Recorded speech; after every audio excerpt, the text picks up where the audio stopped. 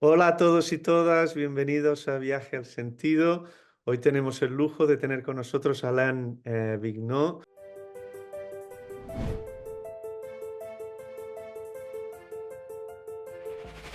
Alain es arte terapeuta, es un payaso o clown espiritual, que parece un oxímoron, pero no lo es. Fue creador de la compañía La Extravagante, con más de 20 años de experiencia haciendo teatro profesional. Es colaborador habitual de Payasos Sin Fronteras y has viajado a 1000 países con Payasos Sin Fronteras. Te dedicas en la actualidad de forma exclusiva a la investigación en los ámbitos terapéuticos y artísticos del mundo del clown. Trabajaste con Claudio Naranjo, has publicado 3 libros. El primero, Clown Esencial, el arte de reírse de sí mismo, en el 2016. El segundo, Vida de Clown, la tragicomedia del ser. Y el tercero, El Camino del Clown, también con ediciones, tienes la editorial La Llave. No está mal, ¿no, Alain? Bueno, es poco. Es poco, ¿no? Es poco. Pero bueno, tienes una vida muy completa, Sí, has hecho un camino muy largo. Y ahora sí, para empezar y romper un poco el hielo, me gustaría que llegados a este punto me dijeras pues las 3 cosas más relevantes en tu vida o más importantes en tu vida. pues tres cosas. Yo creo que la familia primero y segundo mi vocación y tercero, el tercero casi va implicado en los dos primeros, es la vida y dentro de la vida pues mi gente, las personas que en todo el mundo trabajan conmigo, eh, el arte, pero esto está englobado también en mi vocación. Entonces, me has presentado como un payaso espiritual, eso es mucho título. Es cierto que muchas tradiciones espirituales tenían payasos sagrados, tienen nombres específicos y tienen un entrenamiento específico. Ahora, yo creo que vivir según la visión que se le dé es un acto espiritual. Ahora, si dentro de la vida uno se dedica al arte del clown, ah, habría mucho que hablar porque si conseguimos una dimensión espiritual al trabajo del clown, es en ciertos momentos pequeños, milagrosos, como yo no me pondría la etiqueta de clown espiritual como así siempre, no, que algún momento mi trabajo alcanza una dimensión espiritual, sí, en algún momento. Y ahí, Cuando nos... Alain, y ahí me encanta un concepto tuyo que has acuñado y que lo dices habitualmente, que es este de la tragicomedia del ser. La Sí, vida como un viaje extraordinario, con mucha tragedia y con mucha comedia, ¿no? Y sí, ahí, bueno, tu vida también es un reflejo de esto, ¿no? Porque se te sí, murió tu madre con 6 años, fuiste pastor de vacas, ovejas y cabras, después has hecho un recorrido muy variado por muchos lugares, estuviste con mm, Claudio Naranjo. Entonces, sí. ¿qué entiendes tú por tragicomedia del ser? Cuando dices que la vida es es la tragicomedia del ser, ¿qué significa eso? Es una invitación a no quedarnos ni hipnotizados por la comedia, ni apegados a la tragedia. Es decir, yo creo que celebrando oficialmente que la vida es una tragicomedia, eh, nos damos la oportunidad de gozar de sus dos vertientes principales. Todos sabemos que la vida es trágica y nos conviene recordar también que la vida es profundamente cómica. O sea, la vida es un milagro, nadie le encuentra todavía muy bien el sentido, aunque estemos ya buscando agua en Marte. O sea, la vida que tenemos en este planeta Tierra todavía mm, no, ni la conocemos a fondo, ni la controlamos. Somos somos frutos de la vida y la vida baila con nosotros lo que le da la gana. Eh, Así que, mira, yo trabajo con el humor. Entonces, cuando presenté el nuevo libro, muchos periodistas me llevaban hacia un camino como para decirme, hacerme decir que el humor era la salvación del mundo. Y, porque, claro, sería apetitoso que encontremos en el humor la salvación del mundo, pero no, no. Yo no concordo con esta lectura, no creo que el humor sea la salvación del mundo. Yo creo que abrir nuestros sentidos al profundo abanico que nos invita a extraer de cada día de nuestra bendita vida, yo creo que eso sí que es una ganancia grande. Ahora, el humor está muy bien, siempre y cuando antes hemos considerado los otros aspectos de la vida. Por eso mi trabajo es celebrar la tragicomedia. Yo digo que en mi trabajo se llora y se ríe con el mismo placer, con la misma entrega. Yo no considero que reír sea mejor que llorar, pero sí también es altamente necesario. Es bellísimo reír, ¿Y, y, bellísimo. y por qué? Es decir, vamos a empezar por la tragi, ¿eh? Y después haremos la comedia, pero vamos a empezar por la parte de la tragi. ¿Por qué es importante vivir en la tragedia? ¿Y Bueno, por qué hay que a vivir la ver, tragedia? ¿Y qué quiere decir vivir en la tragedia? a Es ver, decir, ¿por qué hay yo que no vivir? hablo tanto de vivir en la tragedia, hablo de honrar la tragedia. Eh, la tragedia es dolor, es frustración. Todos sabemos que... Pero es dolor y frustración de cosas que te importan, ¿no? Y cosas a las que estás Y el apegado, riesgo son mismo de vivir, relevantes para ti, ¿no? Si no, vivir quiere decir morir. Los que tenemos hijos, eh, yo tengo 4 hijos. Cuando nació mi primera hija, era bebé, y me impresionó mucho la responsabilidad que había tomado yo, no de crear la vida, sino de crear la muerte, porque lo que vive muere. Entonces, en el último capítulo de Vida de Clown es el riesgo de vivir. Vivir tiene mucho riesgo, mucho. Y más vive uno, más se arriesga. Amar es muy arriesgado, crear una familia es arriesgado, estar en la vida. por tanto, te eh, expones a la tragedia.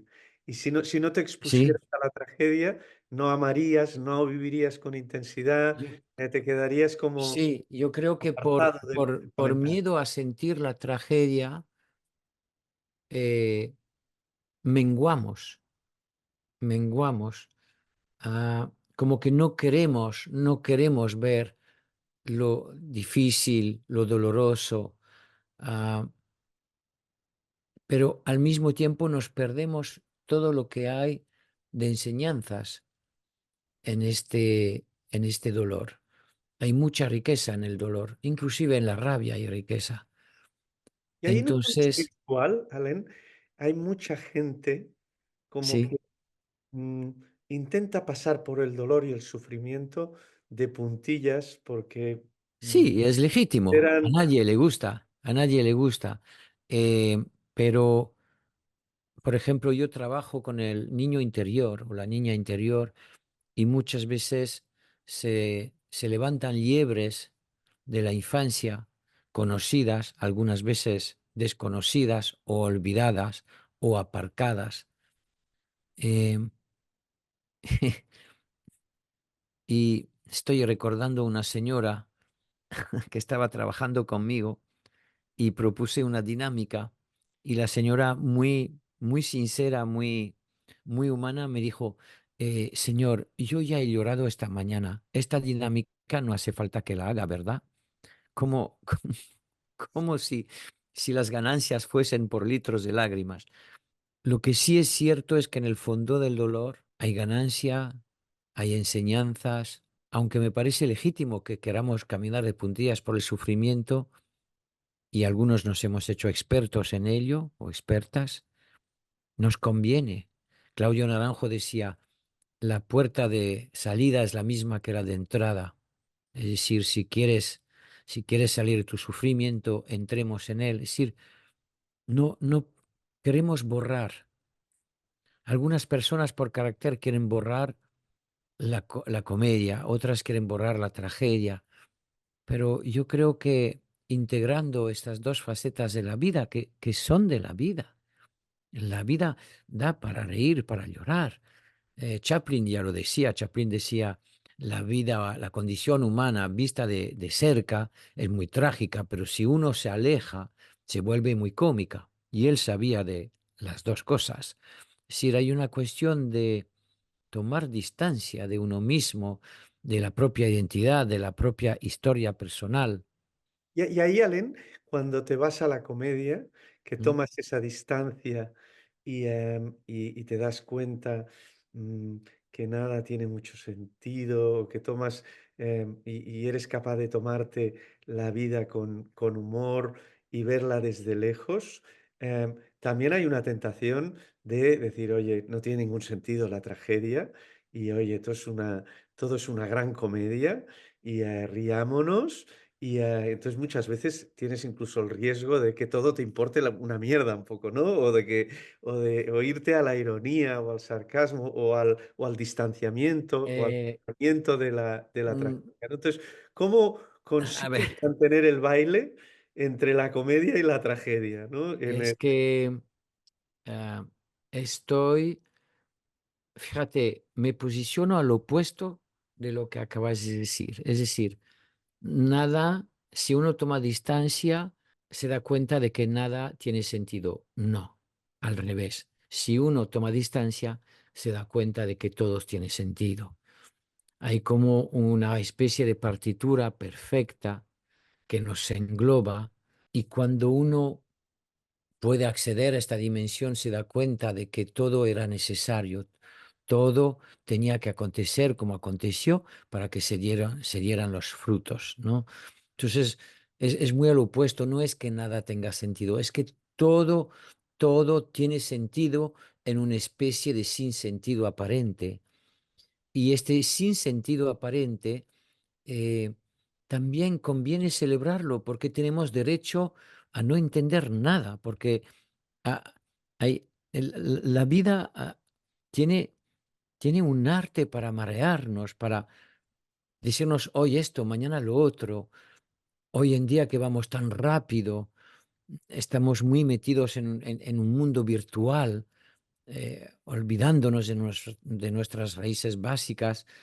eh, Estamos como muy enloquecidos, enloquecidas, pero yo creo que tenemos derecho a decir, no entiendo nada. O sea, ya le perdí la cuenta. Ahora, trabajando en el sentido de explorando, de mirando a fondo los asuntos sí adquieren sentido. Este, este invierno me hicieron una entrevista y cada entrevistador tenía que dejar una pregunta a la siguiente persona que iba a ser entrevistada. Y a la siguiente persona que iba a ser entrevistada, yo le dije la pregunta siguiente: ¿vuelves a nacer? ¿Eliges los mismos padres? Una pregunta corta, pero profundísima, profundísima. Y tiene que ver con esto que me estás planteando. Si nos alejamos de la pura tragedia y alcanzamos la dimensión cómica o tragicómica, ¿las cosas carecen de sentido? No, al revés. Las cosas cogen sentido, alcanzan un sentido. Y eso es lo que da el descanso. Y ahí, Alén, varias preguntas ahí, ¿eh? Es decir, las personas que no están en la tragicomedia son o bien porque pasan muy por encimita de la tragedia y no la quieren, la alejan, intentan, apartarla, se escapan, no acaban de entrar, o bien, también no entran en la comedia, porque muchas veces se toman demasiado en serio la vida, se la toman demasiado trágica y no saben coger esa distancia higiénica o saludable que muchas veces aporta la comedia, ¿no? Entonces, ahí un poco lo de la tragicomedia del ser nos emplaza claramente a meternos en la tragedia y a meternos en la comedia, ¿no? Y no a intentar vivir en la línea del medio, ¿no? Sin ¿Mm? estar en un lado ni en otro, ¿no? La cuestión es implicarnos en la vida. Yo, cuando doy charlas que hay público, pregunto, y mira, y la gente que nos está escuchando se lo puede preguntar, ¿cuánto de mí está realmente en la vida? ¿Cuánto de mi potencial, de mi creatividad, de mi conocimiento, de mi generosidad, de mi amorosidad, de mi cuerpo, cuánto de mí, del 100% de mí mismo está en la vida? ¿Cuánto? Cuando yo pregunto esto a las personas, muchas veces contestan pues un 30%, un 40%, un 50%, un 60% en el mejor de los casos. Y yo no estoy aquí para juzgarlo, simplemente pregunto a las personas entonces en este porcentaje que nos perdemos de ti, ¿qué, qué hay? ¿Cuánta riqueza hay? Es decir, saborear la tragicomedia de la vida está a la medida de saborear la vida. Muchas veces no queremos estar en la vida porque vivir duele, sentir duele, arriesgarnos a manejar las relaciones, a mirar los asuntos, a mirar lo que se mueve en las familias, los asuntos de las familias. Es un mundo extraordinario.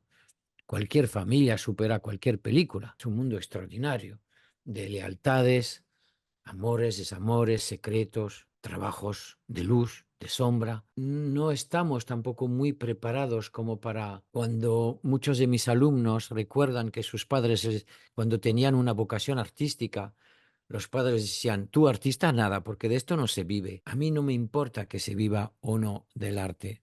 A prueba que sí se vive, porque yo soy artista y llevo muchos años viviendo del arte. Pero no me importa que lo digan.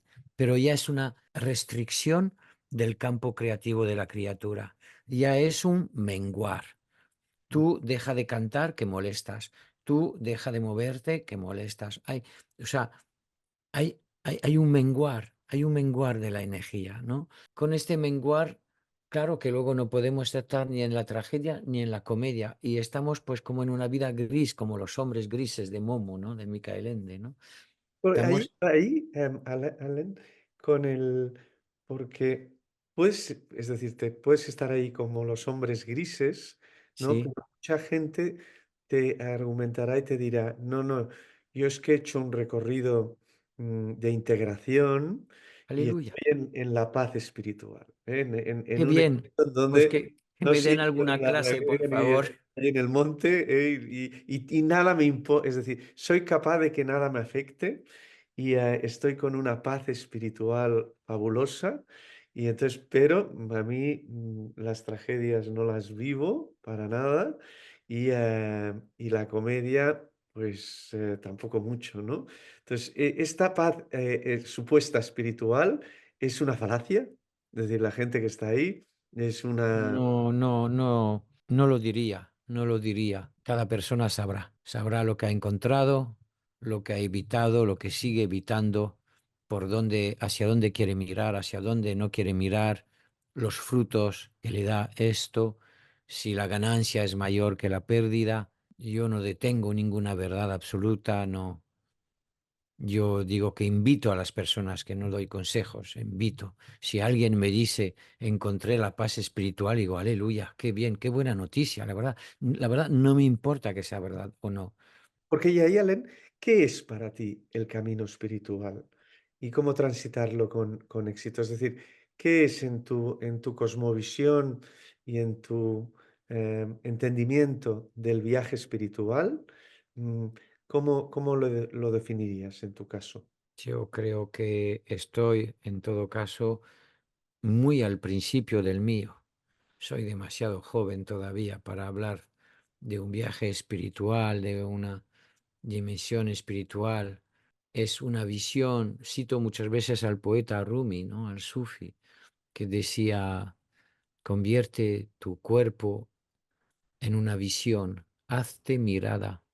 Y eso lo decía en el siglo XIII. Es decir, para mí el camino espiritual es volvernos una mirada que une lo de arriba y lo de abajo, que, que entrega lo de abajo a lo de arriba y al mismo tiempo integra las dos dimensiones, es mucho trabajo estar en la dimensión espiritual. Es un gran trabajo porque es una visión profundísima, un trabajo cotidiano, diario. eh, es como estar con los ojos abiertos a todas las dimensiones y hay tantas maneras. Yo creo que hay muchas tradiciones espirituales. Yo he hecho muchas cosas. A veces tenemos acceso a comprensiones y luego las perdemos o no las entendemos o no le prestamos atención. No estamos tampoco en nuestra Europa muy preparados para acceder a la dimensión espiritual. Y ahí en el de la complejidad del viaje espiritual, a mí me Sí, encanta cómo tratas tú una parte que para mí es muy relevante del viaje, no sé si espiritual o del ser humano, ¿no? De la tragicomedia del ser, ¿no? Que es esta idea que la desarrollas también en tus 3 libros, ¿no? De que nacemos como niños conectados con nuestra esencia. Antes hablabas de sí, mensajes, ¿no? Estamos al 100%. Después se nos producen inevitablemente, sí, heridas y traumas y nos montamos, pues, nos ponemos corazas encima, escudos, protecciones, y después hay un viaje del héroe, o hay un retorno a la esencia, ¿no? Y esto, como te he leído los 3 libros, y quiero demostrar que te he leído los 3 libros, he cogido 9 frases de tus libros, que me gustaría que las comentaras brevemente, ¿eh? Cada una. vamos para allá. Vamos a ello, ¿eh? Pero Te lo te lo perdón, has hablado de que luego hay una vuelta a la esencia. mm, Eh, Eso lo tenemos que hablar. vale, Lo vale. tenemos que hablar. Ahora, empezamos aquí. La primera frase que te tengo es: "Estamos enfermos de una santa seriedad". Uy, esto está en Clown Esencial, en el primer libro. Sí, sí, la santa seriedad.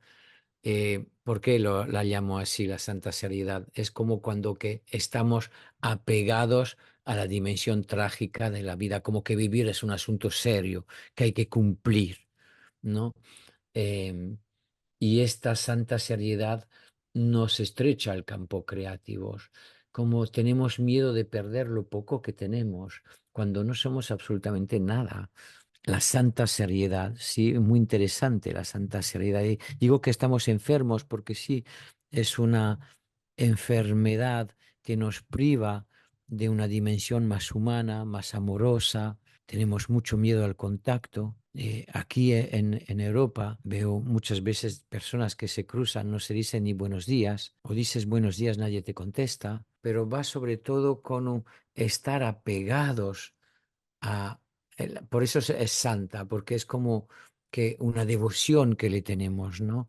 Y hay que glorificarla, nutrirla, honrarla. Si la vida dura 4 días, sigo pensando lo mismo, que estamos enfermos de una santa seriedad. Lo que pasa es que mi trabajo no consiste en juzgar, sino en volver al niño o a la niña que en su momento se tuvo que volver serio porque la situación en casa estaba muy seria. Que aquí la segunda frase me encaja muy bien con esto Vamos para allá.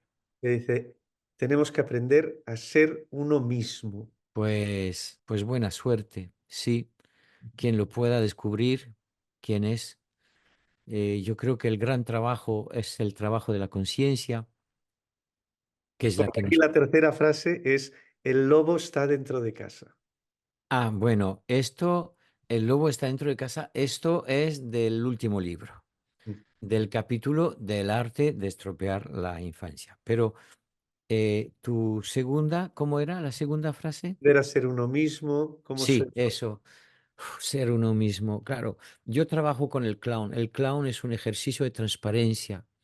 Entonces, es como que se desvela lo que soy cuando cae por sí mismo lo que no soy. Más que descubrir lo que soy, es dejar caer lo que no soy.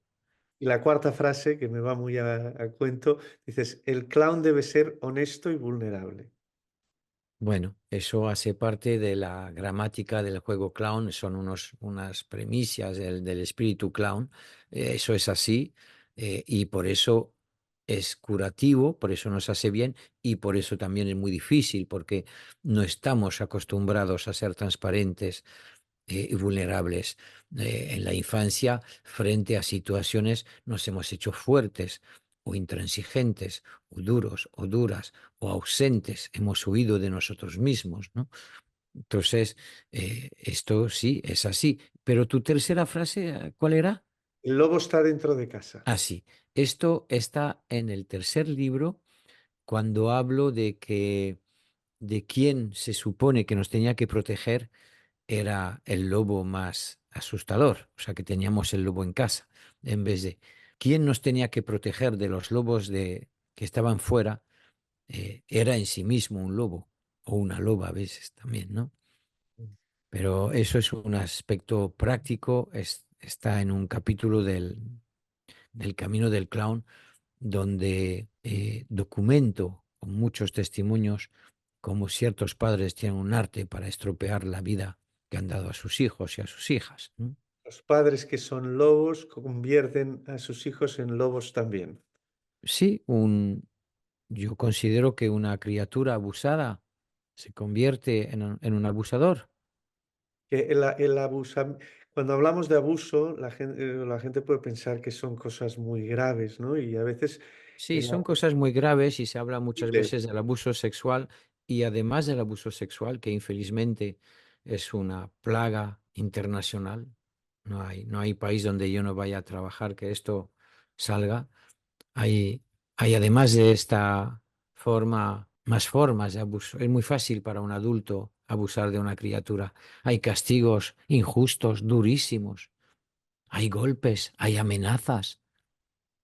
Hay niños, niñas que no se duermen porque no saben en qué estado va a volver papá a casa, por ejemplo. Hay muchas formas de abusar de una criatura. Y esto lo explico en el nuevo libro, cómo cuando nosotros en la infancia hemos tenido que castrar, por ejemplo, nuestra vulnerabilidad, luego es muy difícil cuando somos adultos que la permitamos en los demás. Como que hay un lugar en nosotros que le duele demasiado de que otros puedan tener y disfrutar y gozar de algo que yo he tenido que castrar. Esto es así. y ahí me empalmo con la siguiente frase, la necesidad de la búsqueda del entusiasmo sagrado, si repararse a Sí, través del sí, clown. sí. Es una reconquista del entusiasmo sagrado. Yo creo que date cuenta, somos la cresta de la ola. Reconquistar lo que era tuyo de la infancia, es la siguiente que tenía, con lo cual ya me va a reconquistar lo que era tuyo de la infancia. Sí, reconquistar este entusiasmo. Nacemos con un entusiasmo sagrado. O sea, ya para nacer, para que el feto se forme, llegue a buen término, para que haya un parto, un crecimiento. Hay algo en la vida que es un entusiasmo sagrado. Es, es un proceso complejísimo, complejísimo. Cómo se nos crea el cuerpo, la mente. Bueno, en fin, es extraordinario. Eh, pero esta reconquista del entusiasmo es una parte importante de mi trabajo que implica una reconquista de la vitalidad del cuerpo, implica una reconquista del sentir, una reconquista de la expresión del sentir, una reconquista de la generosidad hacia el mundo, una reconquista de la dignidad que se nos fue quitada en la infancia muchas veces por algún tipo de abuso. Entonces, este entusiasmo sagrado es como volver a honrar esta fuerza que nos mantiene en vida, pero no solamente porque nos mantenga, sino de seguir no solamente pidiéndole, sino entregándole más y más. Y ahí justo me viene también bien la siguiente frase, que es Te vienen la todas bien. autenticidad y el juego para recuperar a la esencia del niño. Sí, eso es básico en mi trabajo. Mi trabajo consiste en restablecer una relación sana entre el arquetipo del niño o de la niña interior y la psique del ser adulto que soy hoy en día, ¿no? Entonces, recuperar el niño no quiere decir volver a ser niño, porque ya fuimos. Quiere decir integrar estas energías que eran nuestras en la infancia y ponerlas al servicio de los adultos que somos hoy en día. Es decir, poder reabastecernos de cierta creatividad, de cierta espontaneidad, de cierta amorosidad, de cierta despreocupación, de cierta ligereza, de cierta capacidad de asombro, de cierta poesía. ¿Se entiende? Pero con la conciencia de que yo soy adulto. No se trata de querer volver a tener 5 años. No los vamos a tener. Para eso están los niños, que tienen 5 años. Aleluya, lo hacen perfecto. Pero nosotros, adultos, la idea es reabastecernos de estas energías que eran nuestras. Y ahí entiendo que es muy importante la conexión con el amor, ¿no? Hay una Sí, frase que me gusta mucho tuya, Alan, que dices, cuando al humor se le quita el amor, sí, solo queda la ironía. sí, sí, es cierto. Y esta ironía puede asesinar a una criatura. Yo muchas veces pregunto a mis alumnos, ¿quién se acuerda de una escena de burla, de ironía? Muchísima gente se acuerda. 40, 50, 60 años después, no se borró el recuerdo, porque nos impactó profundamente, porque en aquel momento nuestra dignidad fue atacada, puesta en vilo. Repíteme la frase, porfa. Cuando al humor se le quita Sí, el amor, sí. solo queda la ironía. Está muy bien dicho, está perfecto, es así. ¿No lo has dicho Eh, tú? Pues está bien dicho. Mi trabajo a través del clown consiste en ir en busca de de un amor celebrativo que pueda curar las heridas causadas en su momento por el humor irónico. El humor irónico es muy hiriente, puede hacer mucho daño porque pone en juego nuestra pertenencia al mundo, que es nuestro mayor bien. Cuando somos niños, la pertenencia es nuestro mayor bien. Y la ironía es un asunto profundo, hay que mirarlo bien, porque todos tenemos adentro un niño, una niña, dolorido, dolorida, que sigue reclamándole a la vida, reclamándole al mundo. Y esta parte herida nuestra puede fácilmente caer en la ironía, que es una defensa. Tú vas a ser menos que yo, es como intentar salvarme. Pero te digo que también esta ironía se tiene que mirar. Nadie nace irónico. Nos volvimos irónicos porque pasaron cosas o no pasaron las cosas que hubieran tenido que pasar. Entonces, se tiene que mirar. Es como muchas veces recuerdo a las personas que nadie nace vergonzoso. Nos volvimos vergonzosos por el camino, pero yo lo he hablado con alguna comadrona. He preguntado por si acaso habían visto nacer un bebé vergonzoso. Me confirmaron que no existe. Así que también irónicos no nacemos irónicos. Aprendemos a ser irónicos. Y la última frase, A Alan. ver, Lanzo a las personas al abismo porque tengo fe que tienen alas. esta frase no es mía, esta frase es de Claudio Naranjo. Naranjo. Y es cierto que él hacía esto, es cierto que él tenía fe en las personas. Yo le decía a Claudio que me parecía que él confiaba en mí más que yo mismo. Y sí, confiaba en que teníamos alas y nos ponía frente a retos y se nos desplegaban las alas. Él sabía entrenar bien a su gente, a sus terapeutas, y sí se nos desplegaban las alas. Y yo creo que nos conviene.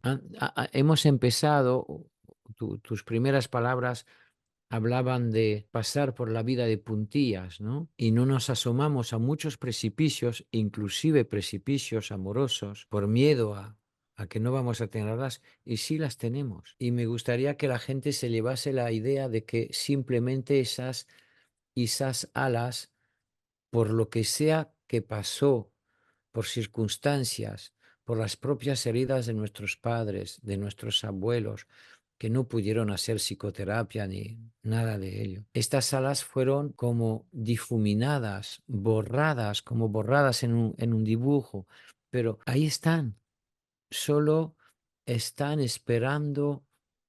Es como la hierba, la primavera. La hierba está ahí, solo está esperando un poquito de calor y un poquito de agua para brotar.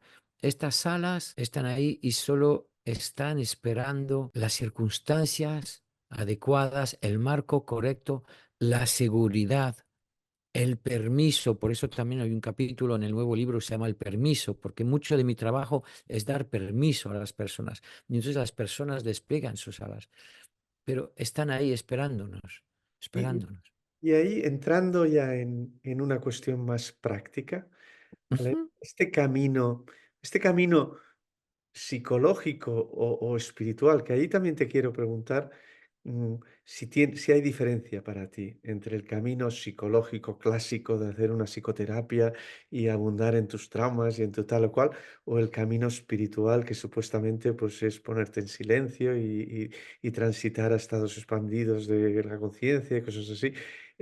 Pero quizá empecemos por ahí, Alain. ¿Existe diferencia para ti? Yo creo que el camino espiritual integra el camino psicológico, el trabajo psicológico, pero lo tenemos muy asociado a un cierto estado de ser, como un cliché de camino, pero hay personas que viven en un estado espiritual, en una conexión espiritual con vidas anódinas, anónimas, vidas que no llaman la atención. Nosotros estamos como esperando a que quien se ilumine y le salga, no sé, un brazo más por aquí, una mano por ahora. No, no, hay personas que acceden a esta dimensión, pero es una visión, yo creo que es una visión, no, no es que la dimensión espiritual puede ser tal vez como la más apetitosa, la que buscamos, pero porque integra todas las otras, pero es como una visión de todas las otras.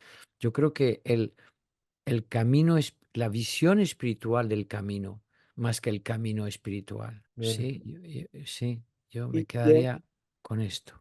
y ahí nos queda poco tiempo, Alain, pero te quería hacer las últimas preguntas Sí, relacionadas mucho con la práctica. Es decir, si alguien nos ha escuchado y le resuena el camino del clown y todo este recorrido mm, sí, de la tragicomedia del ser sí, sí, estamos hablando, ¿no? ¿Cuáles son los primeros pasitos? ¿Cómo haces tú un acompañamiento a personas pues, que quieran transitar por ahí? Mm, es decir, cómo se consigue avanzar en esta sí, cuestión a nivel práctico? En el, sí. Estoy escuchándote y me quedo con esta cosa del camino espiritual todavía, porque algo que nos permite alcanzar una dimensión espiritual es perdonarle a la vida sus injusticias. Y esto tiene que ver con la santa seriedad que mencionábamos antes. Estamos todavía muy enfadados con la vida y le seguimos reclamando que nos pague el precio que nos debe por las injusticias cometidas con nosotros en la infancia.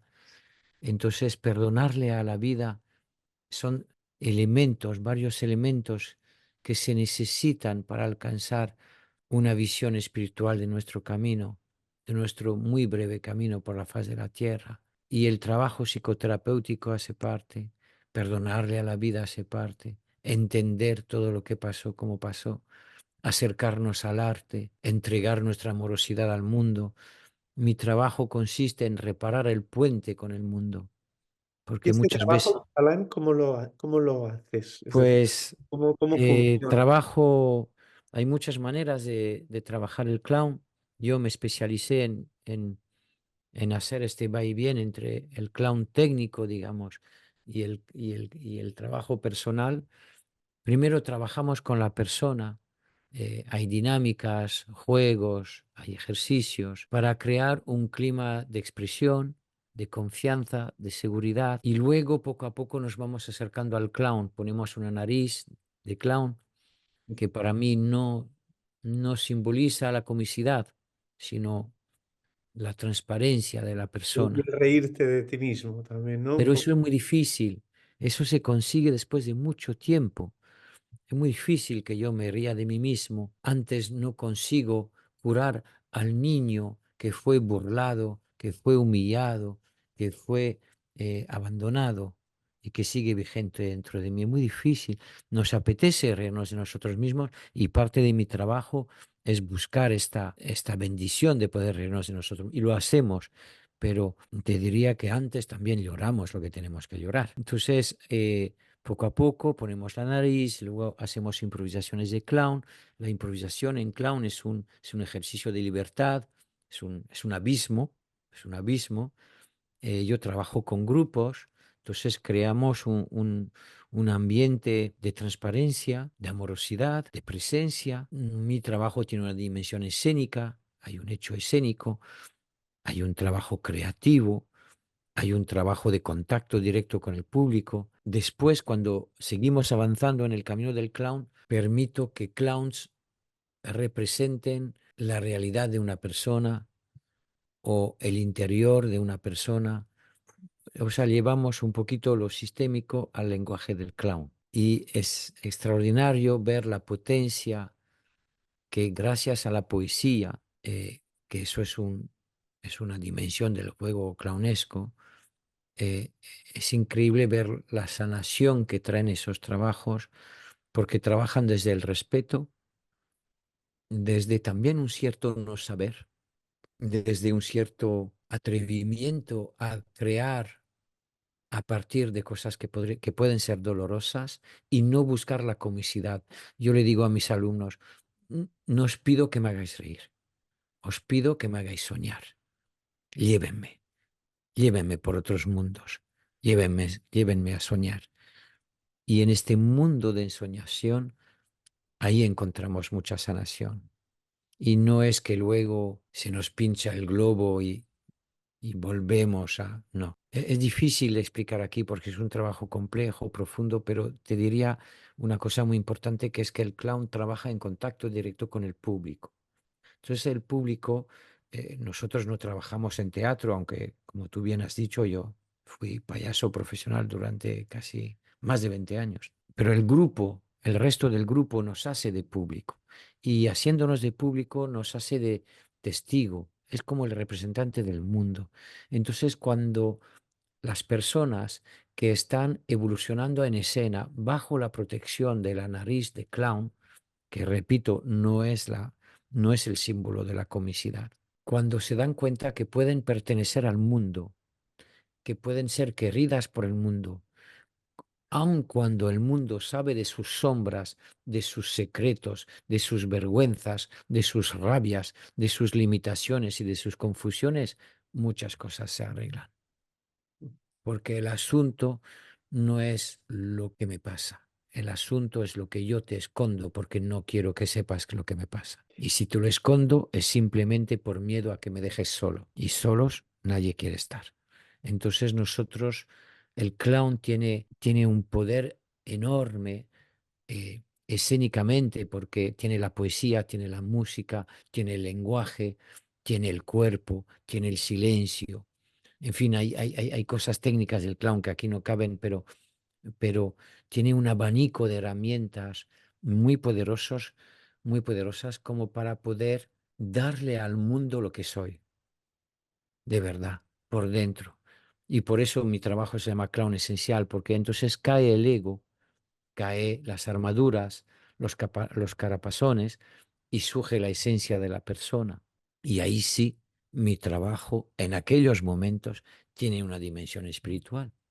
Y para cerrar, Alain, pues ya estamos fuera de tiempo, pero para Uh, cerrar, ¿todo el mundo puede llegar a ser clown? sí, O, sí, porque habrá mucha gente que te dice, te dirá, Alain, yo soy tímido, mejor. me cuesta, no puedo exponerme ante el público, es una cosa que no puedo Aleluya. superar.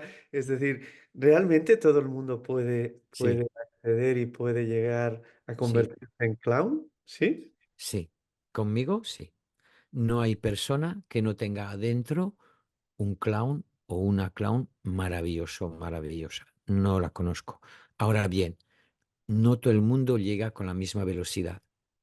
Clown es como una pepita de oro en la mina de carbón, ¿no? O sea, todo el mundo está ahí. Ahora, para llegar hasta ahí hay que trabajar. Y según hay muchas veces obstáculos caracteriales. Si yo soy una persona que vive de la imagen, es muy difícil para mí perder esto porque me quedo muy desnudo. Entonces, este tipo de cosas, lo que necesitan las personas es confianza y seguridad. y ahí ellas mismas se atreven. Alan, has dicho una frase muy bonita con la que quiero acabar, que es todas las personas llevan un Sí, clown dentro. ¿Eh? sí, Y maravilloso. lo único que hay Además, que hacer es un clown es maravilloso. Has dicho la maravilloso gente ya es tímida, sacarlo y maravilla. hacerlo y que salga. La gente vergonzosa, maravilla. Las personas rígidas, maravilla. Tal como somos, está bien. Lo que nos pasa es la vergüenza de sentirnos como somos. Esto es lo que falsea el asunto. Bueno, no quiero hablar más. Muchísimas gracias, Alan. Ha sido todo un lujo tenerte y un placer enorme. Gracias a ti. Que te vaya muy bien. Muchísimas gracias por la invitación. Un placer. Un placer mutuo.